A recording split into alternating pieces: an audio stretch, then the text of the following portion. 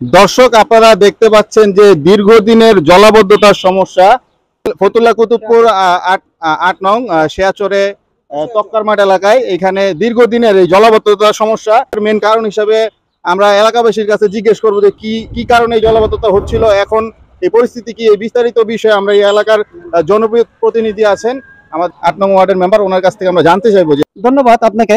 আসলে আপনারা জানেন দীর্ঘদিন যাবৎ আমাদের ফতুল্লা স্টেডিয়ামটি বালু ভরাটের জন্য সরকারি একটি কাজের কথা বলে যে ডেজারের বালু ভরাটের জন্য, যে ফতুল্লা স্টেডিয়াম বালু ভরাটের জন্য তারা এখান দিয়ে একটা ডেজার পাইপ নেয়। ডেজার পাইপের কারণে এই এলাকায় বিভিন্ন ভাবে পানি এবং এই ড্রেনগুলো বালির পানি থেকে বয়ে যায় এবং এলাকায় এদিকে চলাচলের যে সিঙ্গেল রাস্তাটা আপনারা দেখছেন, ডেজার পাইপ থাকুন, একটি রাস্তা একটি রিক্সা আরেকটি রিক্সা পাস হতো না, এই জন্য জলাবদ্ধতা যানজটের সৃষ্টি হতো এবং এই এলাকায় এই ডেজারের অনেক বালি গিয়ে এই ড্রেনে চলে যেত, এই জন্য জলাবদ্ধতার সৃষ্টি হতো। আমরা সরকারি কাজের জন্য আমরা অনেকে এই ডেজারের পাইপের ব্যাপারে কথা বললো, এটা হয় না, কারণ যথেষ্ট এটা আমরা মেনে নিয়েছি যে সরকারি কাজ উন্নয়নের জন্য আমরা এটা মেনে নিয়েছি। এই জন্য আমরা বলবো, আশা করি যে এখন ডেজারের পাইপ হয়েছে, সংস্কার হয়েছে, উঠানো হয়েছে, এই জন্য আমার এলাকাবাসী আমরা ধন্যবাদ জানাই যে ডেজারের পাইপটি সরে গেছে। এই জন্য এলাকা চলাচলে আর সুন্দর এবং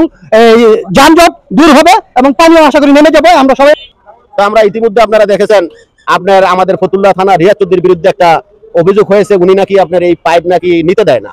এটা সম্পূর্ণ ভিত্তিহীন, সম্পূর্ণ মিথ্যা। আমরা এলাকাবাসী সবাইকে নিয়ে আমরা অনেকবার চেষ্টা করছি, রিয়াজ চৌধুরীও চেষ্টা করছে পাইপগুলো সরানোর জন্য। আমার বাড়ি হইল ফতুল্লা শেয়াচর তক্কারমাঠ, ফতুল্লা থানা, জেলা নারায়ণগঞ্জ। আমি হইলাম রাজনীতির সাথে, বাংলাদেশ জাতীয়তাবাদী বিএনপি রাজনীতির সাথে জড়িত। আজকে প্রায় 32 বছর ধরে আমি এই বিএনপি রাজনীতির সাথে জড়িত। আমি এখন বর্তমানে ফতুল্লা থানা শ্রমিক দলের আহ্বায়ক। প্রায় 2 বছর ধরে এই ফতুল্লা জাতীয় স্টেডিয়ামের ভরাটের কাজের জন্য এই পাইপগুলো এখানে বালুর জন্য ফালানো হয়েছিল। এই পাইপগুলো ফালানোর পরে বালু হয়তোবা দেখা গেছে আপনার 6-7 মাসের মধ্যে 2 বছর ভিতরে 2 বছর আগেই আপনার হয়তোবা আরো 1.5 বছর আগে বালু ফালান শেষ হয়ে গেছে। এরপরে থেকে এই পাইপগুলো এখান থেকে আর উঠাইয়া তারা নিচ্ছে না। এই পাইপ না নেওয়ার কারণে এলাকাবাসী এবং গ্রামবাসীরা অল্প একটু বৃষ্টি হইলেই জলবদ্ধতা, রাস্তাঘাট, এলাকা, ড্রেন সব পানিতে পুরা আপনার বিশৃঙ্খলা সৃষ্টি হয়ে যায়। মানুষ চলাচলের উপযুক্তি পুরা মানুষ বেদিশা হয়ে যায়। পরিত কাজগুলো ছিল, কিছু বালু ফালান বাকি ছিল, এই বালুগুলো ফালান হয়েছে। পরের থেকে পাইপগুলা ওনারা তার বাহানা করছে নিতে আসে না। কিন্তু এই পাইপের মালিকের বাড়ি হলো মুন্সিগঞ্জ, উনি কোনোভাবেই নিতে আসে না। উনি বলতে আসছে যে এখানে আরো বালু ফালান হবে। তা আমরা বলছি যে না, এই এলাকা যেভাবে আপনারা দেখতে আছেন, আপনারা সাংবাদিক ভাইয়েরা, অল্প একটু বৃষ্টি হইলেই জলবদ্ধ হয়ে যায়।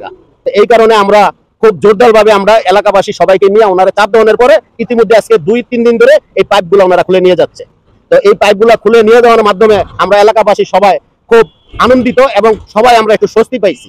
কারণ ধন্যবাদ। আমি মুস্তাক আহমেদ, আমি স্কুলের পরিচালক।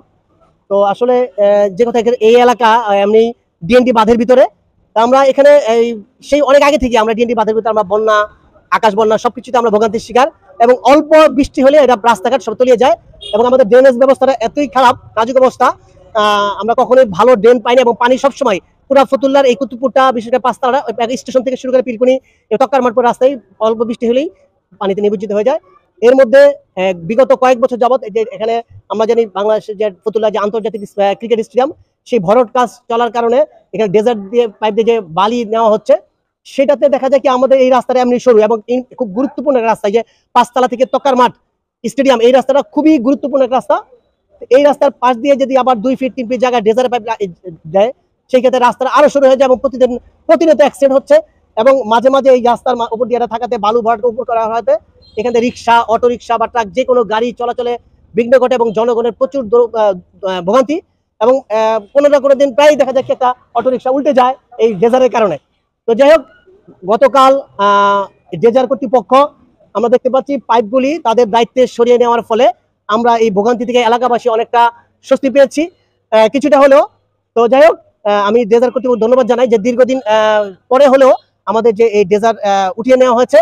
এলাকাবাসী, এটা আমরা পত্রপত্রিকায় অনেকদিন দেখেছি, ফেসবুকে দেখেছি যে এই ভোগান্তি মানুষ প্রতিনিয়তই কার কাছে যাবে, কোন কর্তৃপক্ষ যাবে। যাই হোক, আপনাদের মাধ্যমে আমরা ধন্যবাদ জানাই যে